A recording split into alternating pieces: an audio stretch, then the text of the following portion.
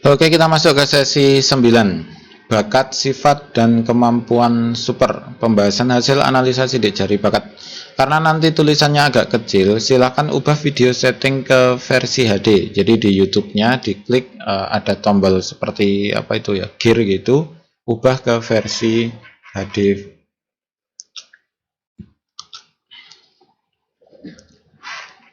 Oke, di sini akan agak banyak. Yang pertama, fanatik, jelas ya.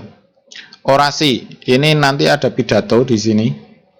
Kalau orasi itu pidato yang menyemangati, ayo, kita harus maju. Nah, orasi seperti itu. Dan ekspresi keindahan atau arsitek jelas, mempunyai usaha tetap. Ini biasanya ditanyakan, mempunyai usaha tetap itu seperti punya warung, jadi senang dengan usaha tetap. Jadi tidak suka pindah-pindah. Intinya kan ada orang yang bekerja ke sini, pindah lagi, bekerja lagi, pindah lagi, pindah lagi, pindah lagi. Nah, ini kosong berarti suka berpindah-pindah. Namun hasilnya nggak fix 100% benar ya. Kemudian mudah beradaptasi, jelas bisa mengendalikan sistem otonom tubuh. Itu maksudnya gini. Kelihatannya ini saya mau masuk angin gitu kan. Jadi udah tahu, oh kira-kira ini saya mau masuk angin. Kemudian karena mau masuk angin, dia beristirahat. Nah, dengan saat beristirahat, sistem tubuhnya itu akan membuat dia menjadi sembuh dengan sendirinya. Bisa mengendalikan sistem otonom tubuh. Kemudian pemikiran yang unik, jelas ya. Jadi kadang punya pemikiran yang berbeda dengan orang lain, dan kadang kan kita punya teman, dia ngomongnya dikit tapi lucu gitu. Nah, seperti itu. Pemimpin, manajer, dan pengatur, paham ya. Kemudian penulis, jelas pandai bicara atau pidato. Nah, ini beda dengan orasi di sini. Kalau ini di pidatonya. Kalau orasi itu menyemangati, kalau ini ngomong. Persuasif hampir sama. Ini kalau ngomong bikin tertarik. Jadi bisa memberikan. Nah, ini sangat bagus ketika dia jualan. Jadi ketika dia ngomong, itu akan diterima orang dan membuat orang itu tertarik. Persuasif. Pandangan spiritual itu seperti agama. Jadi punya pandangan spiritual yang bagus. Suka belajar hal yang khusus. Jadi misal hal-hal yang khusus itu, misalkan ada orang yang suka mengoleksi sesuatu perangko atau mengoleksi tentang ya aneh lah, rada-rada aneh gitu. Kemudian dia mempelajari sesuatu yang dimana itu tidak dipelajari oleh orang pada umumnya. Intinya seperti itu. Sangat kritis, jelas. Susah dibohongi, jelas. Sangat mandiri, jelas. Ada sangat mandiri, ada nanti kita akan ada. Kemudian suka menyelidiki, jelas. Pemikiran baru, ini hampir sama dengan suka belajar. Ada apa ya tadi? Pemikiran yang unik, ini hampir sama. Namun di sini punya hal-hal yang baru dalam teknik gitu. Kalau ini hanya pemikiran, kalau ini pemikiran baru. Unik dan baru itu agak berbeda ya. Jadi beda aja dikit-dikit banget. Kemudian sangat berhati-hati, jelas. Merasa kesepian, jelas. Respon yang unik, ini hampir sama dengan respon yang tadi apa? Ini ya. Pemikiran yang unik, di sini punya respon yang unik.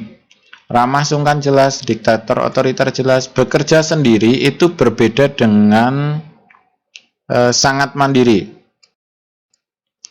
Jadi kalau bekerja sendiri itu dia susah untuk bekerja dengan orang lain, bisa, namun akan lebih suka jika bekerja sendirian. Kalau ini bekerja mandiri, dia bisa menyelesaikan masalahnya sendiri. Paham ya? Kemudian kemauan yang kuat, jelas. Perfeksionis, jelas. Pencuriga, jelas. Berpikir praktis. Nah, ini maksudnya gini. Berpikir praktis itu misal gini. Saya hanya punya uang Rp5.000. Padahal itu dipakai untuk makan sehari. 5.000 nggak cukup ya. Misal saya punya uang Rp20.000. Padahal itu harus saya buat makan seharian gitu kan. Nah, tiba-tiba pulsanya habis. Setelah pulsanya habis karena dia caranya berpikirnya praktis, maka ya udah beli pulsa.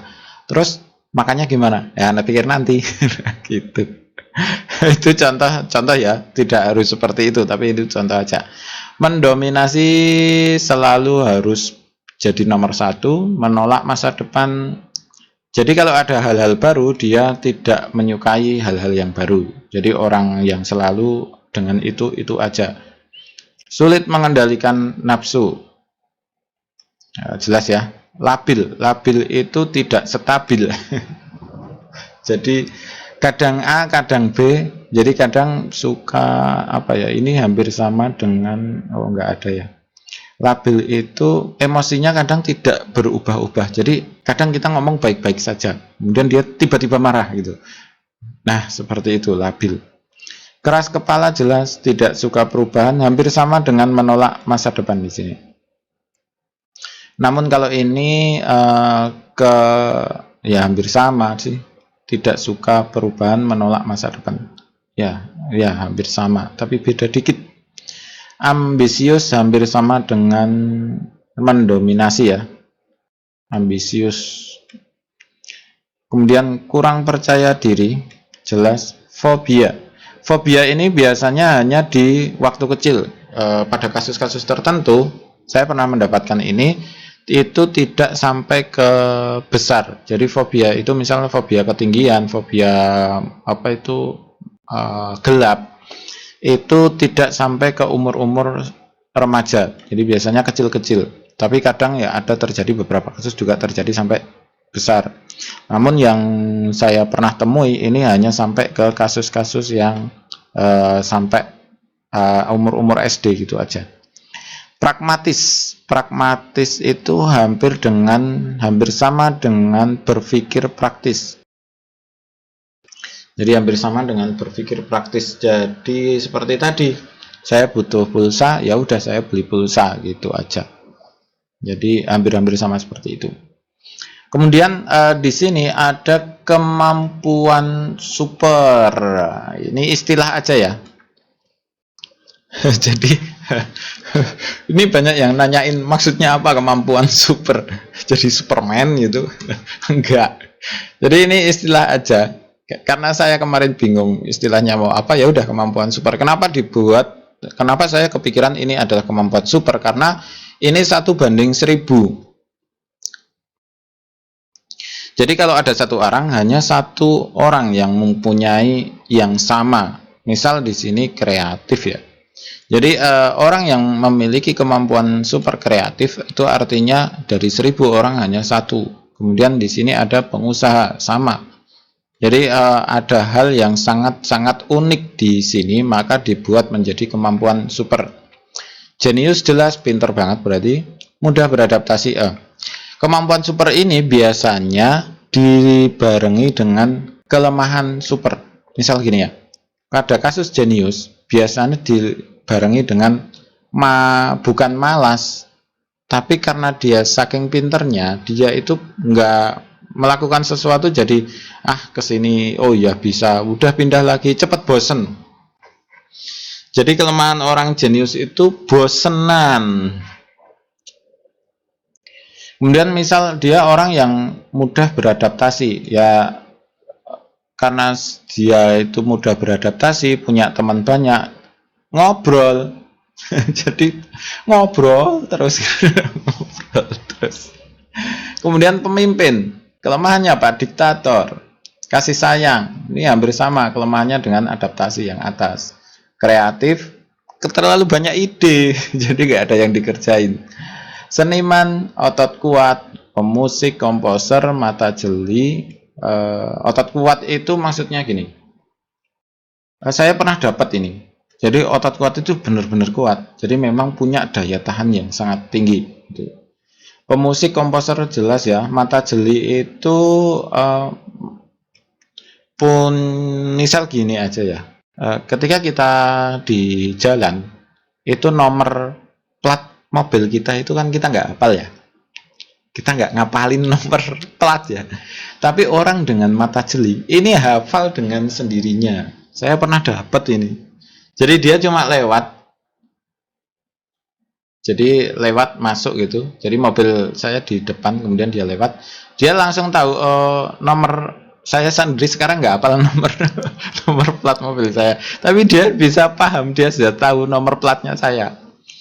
Itu mata jeli. Mata jeli. Penalaran jelas dia punya nalar yang tinggi, kemudian jago matematika jelas, kemudian komunikator. Komunikator itu komunikasinya sangat mantap. Jadi saya pernah dapat komunikator itu bisa di 5 bahasa karena komunikatornya tinggi.